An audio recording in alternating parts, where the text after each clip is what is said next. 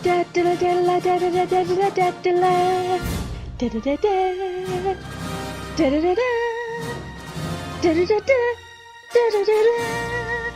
is the noise I imagine was playing when I was presented with my Most Engaged Listener Award. So I just wanted to thank you for that honour. I would like to thank Anchor and all of the listeners. I'd like to thank my family, my agent, the internet. Who else could I thank? I'm just so emotional right now. This means such a lot to me. No, I'm joking. Seriously, Chris, thank you so much. It's really nice that you acknowledge your most engaged listeners.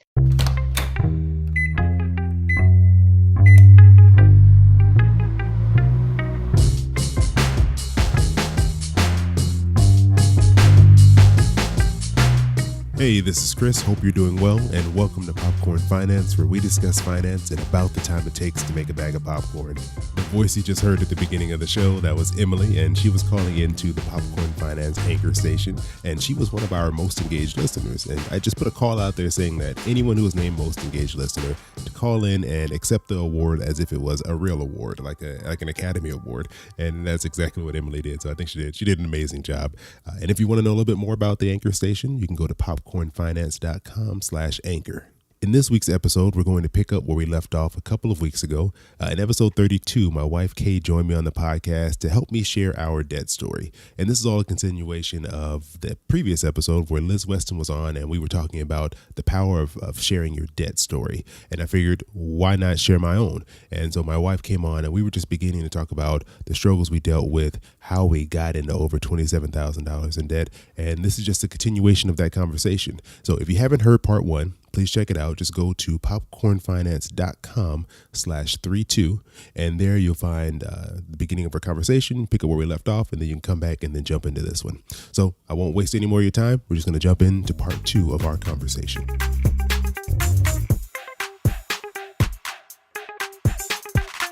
For us, this is probably one of the few times we've ever even talked about this together. We didn't really talk about it then, and I don't really think we've talked about it since then. So I mean, how did you feel like during this time? Because I don't think I ever asked. I felt stressed, but I don't think it was anywhere near as bad stress as you were. I felt like, for me, I'm not really, your focus is finance with work and just your background. So for me, it wasn't really on my mind as much as it should have been. But I definitely felt the pressure from you, and the reality of the seriousness of the situation really started to sink in of, this is going to take a long time to get rid of. This is going to take work and effort to make it go down. Yeah, true. It was, I think, seeing that number and then realizing how much we could actually pay towards it, it really hit me. And I was like, this is going to take, at least in my mind, I was like, this is going to take forever. Because I mean, I think at the time we were maybe paying like around $700-800 a month towards the debt, and our rent was only, I think, $800. So we were paying just as much towards debt as we were paying towards rent. And in my mind, I was like, I would love to live in a bigger place and in a different area, but I was like, this debt is eating up so much of the money. You know, we could afford somewhere twice as nice or twice as expensive at least as where we're living, but not with this amount of debt that we have. So I know that was rough, and it's interesting to hear your take on it. I didn't really know too much about, what you thought about it, and I think that's one of the things I wish we would have done more is talk and kind of communicate about it, because I think I held on to a lot of stress and pain and frustration, and I know it made me resentful at the time, because when you don't talk, it feels like you're dealing with it alone, and I wish I would have brought it up to you before. Because I think we've talked about at least that part since then. But if you don't talk about it, you kind of just live in your own head and deal with all the negative thoughts you have. Right. Yeah. I definitely would say that we didn't communicate. And that's something that I feel we've been working on in the recent past. But definitely while we were going through and really trying to tighten up the way we spent, we weren't really communicating all that well. And I think being focused on it, I know now that it did make you very resentful, and you felt like you were alone. And I felt bad, actually, because I felt like I could have been doing a lot more and not be so reckless and contribute more. And I think that was the hard part too, is when we're spending, we're still spending. That was the problem. We were still like using credit cards and spending, and then trying to pay down at the same time is not a very effective strategy. And so I know not just you, but myself as well. You want to still enjoy life. You're like, I still want to go out and eat at this restaurant, and I still want to buy this or go on this trip or do whatever, even though we couldn't afford it because we clearly didn't have the cash. But it's kind of hard to, you think you feel like you're depriving yourself, and it's kind of hard to do that. I don't know how you felt about that. It is difficult because it's difficult, especially when you're not really seeing that example of saving or only spending money that you do have. And it's easier to be a little more reckless and not so cautious of and intentional in spending your money like that. Yeah, no, it's true. I know for my family, I appreciate them. I love them, but money wasn't one of the things that we talked about. I think that's one of my primary reasons for going into finance when I got into school was I took a class. It was like an intro to finance. And I was like, I don't know any of this stuff. I never heard or learned any of these things. And it was really interesting and fascinating to learn about it. So I think that was, for me, what pushed me towards it, because I didn't learn any of that at home. And everything I know, I had to learn, on my own. And so since I didn't learn the basics of finance, I definitely didn't learn how to talk about it and how to manage it with another person, and what you should and shouldn't be doing. I knew the book stuff, but I didn't know the real life applicable stuff. Right.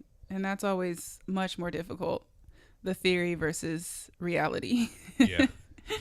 And I know when we were talking, you were saying kind of something similar about you and your family, about talking about money and things like that. Yeah, no, I feel that some things were just very difficult to talk about, or maybe my family just didn't think it was appropriate for kids, to be involved in.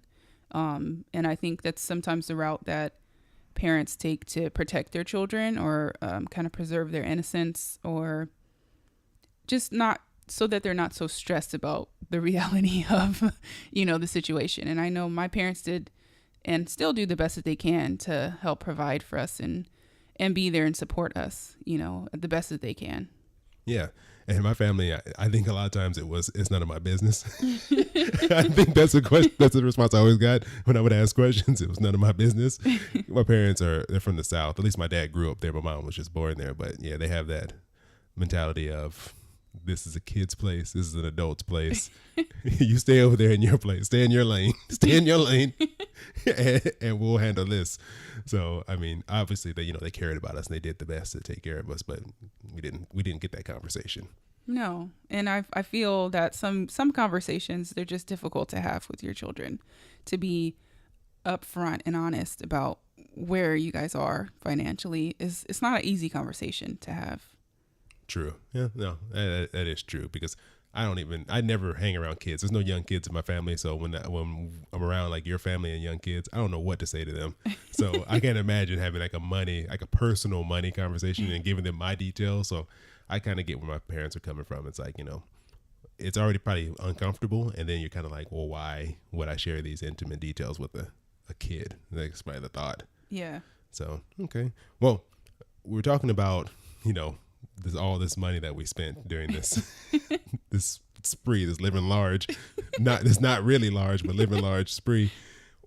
I was kind of thinking, like, out of all the money we spent, out of those thousands of dollars, what was the thing that we enjoyed the most? Or like, was there a favorite thing that you spent? Because I know this is not a good topic. I mean, this is a hard topic to talk about, and there's not very many fond memories I have of being in debt. But the one thing I was trying to think of to kind of put a spin on it, to think of something positive during this time, was, what did I buy that I really enjoyed? And so I'll go first to give you time to think about it. For me, it was, I leased an Infinity. Why? I don't know, but I bought a car and I was having issues with it. And it was like, I was like, this is going to be a lemon. This is going to be problems. Do I want to be stuck with this car forever? I probably should have just kept that car. It would have definitely been paid off by now. But I was like, you know what? Oh, I'm not going to hold on to this. But what other car would I get? And I always wanted an Infiniti. I think it was like a G35. I love that car. I was like, I love the way it sounds. I love the way it looked. I'm always into speed. I like driving fast. I was like, I'm going to get it. I can't afford it, so I wasn't going to buy it. So I was like, you know what I'll do? I'll lease it. It was the first time I'd ever leased a car. And I was like, oh, the payments are only like $360. I can afford that. And so I leased it, and I think it was like a 2-year lease. And it was a lot of fun to drive. But probably like a month into owning it, maybe even less than that, I realized that you kind of get over it. It wasn't all I thought it was going to be. It didn't, I guess, give me as much enjoyment as I thought owning this car would. And so I basically went through the rest of the lease being like, I probably should have just bought a car, but I guess I'll enjoy this while I can. But it was fun. It's you get this rush of pulling up in a car and people looking at you a certain way. And I think maybe that's why people buy those cars, those type of cars. Like you get like this, people kind of look at you differently when you pull up in a nice car. Definitely. I remember you drove it one time to school, and Oh my God. and you want to tell the story of how people reacted when you went to school in that? They were going crazy. They were like screaming and, oh my gosh, look at you. And completely treated me differently than they had ever treated me before. And you look so good in it. It's like it was an accessory. I was so surprised. And I was just like, it's a car. It's crazy. But then even though this is just a car, it still feels good. Right. Like that attention feels good. And it's like, you want to hold on to it, but at the same time, it's like, this is a lot of money. Yeah. I think that feeling where people treat you better than they would if you were pulling up in a different vehicle it kind of makes you feel good, which is kind of sad. It is. When we roll up in your Prius now, we don't get treated the same way. No, we definitely don't. And I know when the lease was up, and I think at that point we had already made the decision to do better financially. I turned it in, and it was like I had nothing to show for it, and it was kind of like, well, that's over. Time to come back to reality. And but what about you? What is there anything you could think of that you really enjoyed that we bought or did during that time? Honestly, I don't think that there's anything that I can materialistically say that we bought that I can even, there's nothing I really have to show for any of that spending. Besides the memories of like going places, like you said, eating out, going on vacations and trips and different things like that. I really enjoyed spending the money on vacation and that good old quality time with money that really isn't ours. I was just thinking about that because once we paid off the debt and we're trying to still live financially, responsibly, whatever that word is. I know for me, when I got so tight on the budget, I think our time together kind of suffered because for us, that was our thing to do, was to go out and eat. And then there wasn't really anything that replaced it. And then I know it was kind of a struggle for me to loosen up and start spending money to do things because it was after living years of trying to pay off debt and then, watching everything you do, it's kind of hard to turn it back on and say, let's go out and do something. So, I get what you're saying because that was a lot of fun and I did enjoy doing that too.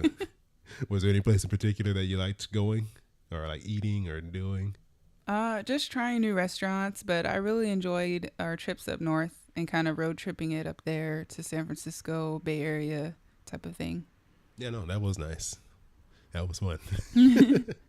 And I remember too, we got those passes to Universal Studios. True, yeah. So we did that. Yeah, we did do little excursions, but at the same time we found ways to spend quality time together. And then when we focused on paying our debt off, we kind of just abruptly stopped all of that. Yeah. Which I wouldn't necessarily advise. I would advise maybe finding more creative ways to do something frugally together. True. And I think too, something that I learned after the fact is that it's very difficult to try to live a very restricted life and never enjoy anything. And I wish I would have set up maybe like a small amount to set aside so that we could do things together. Because I think I completely eliminated all of that from the budget. Like it was just like all our money is going to live and eat, and then everything else is going to debt, basically. Yes. And so I wish I would have maybe put a little more wiggle room in there, because I don't think we bought anything for a couple years. Like very minimal things were ever bought. Yeah. And I think you end up like, you get so restricted that all of a sudden you like make like this splurge out of nowhere. Yeah. Because you feel so deprived. So maybe that's a tip, is even if you're in a very tight situation, budget something. It doesn't, it doesn't have to be thousands of dollars. Maybe budget, $20, $40 a month, something, and do something that you enjoy to kind of keep yourself motivated and functioning. Right. And happy. and happy. Because I don't think there was a lot of happiness happening during the time we were super focused on paying down debt. Okay, so I think this is a good place to take a break, and we'll be back with the third and final part of our debt story in a couple of weeks. But in the meantime, if you're enjoying the show and you want to keep up with what's going on, subscribe. That's the best way to get the latest episodes of the podcast. And a little bit of big news for us here. The Popcorn Finance Podcast can now be found on the Spotify and TuneIn apps. So if those are platforms that you enjoy using, you can now find the podcast there and listen through those apps. So it's good to see the podcast appearing in more places. It's just going to help us grow and continue to, move this thing forward. And as always, leave a review if you like the show. That also will be a good way to help us gain exposure. Also, to keep up on what's going on with the show, or just to see some random memes, you can follow the podcast at Popcorn Finance Podcast on Instagram and at Popcorn Finance on Twitter and Facebook. And as always, I appreciate you joining me for another bag of popcorn. I hope you have an amazing rest of your week, and I'll talk to you soon.